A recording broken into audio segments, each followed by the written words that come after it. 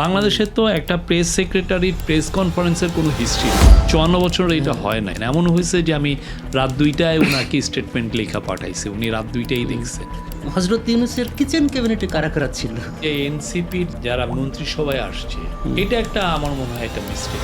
ইশরাকের যে ঠেলাঠেলি করে এরকম বের হয়ে যাওয়া হচ্ছে যে ফুল দিল, আর সরকারের ভিতরে এমন কেউ ছিল না যে হচ্ছে যে এক্সপোজার কম হচ্ছে, এই জন্য সে আপসেট যে আপনি সব লাইমলাইট খাই ফেলতেছেন। মাজান আমার আসলে খুব ফ্যাসিনেট করে। থানার ওসি বলতেছে যে ওরা 10,000 জন, আমরা কি করব? আমি 20 জন নিয়ে গুলি করলে আমার থানা পুরাই দিয়ে যায়। এমনি তাদের উপরে যে দায়িত্ব দেওয়া হয়েছে সেই দায়িত্বের ব্যাপারে তাদের সাকসেসের কত দিবেন?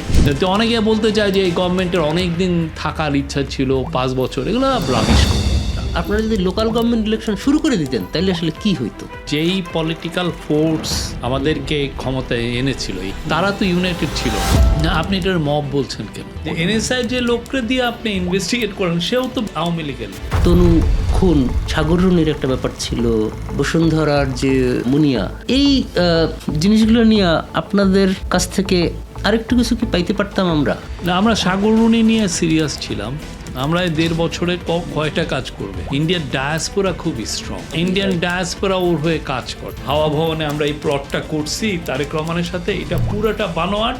আমার মাথায় AK-47 দিচ্ছে।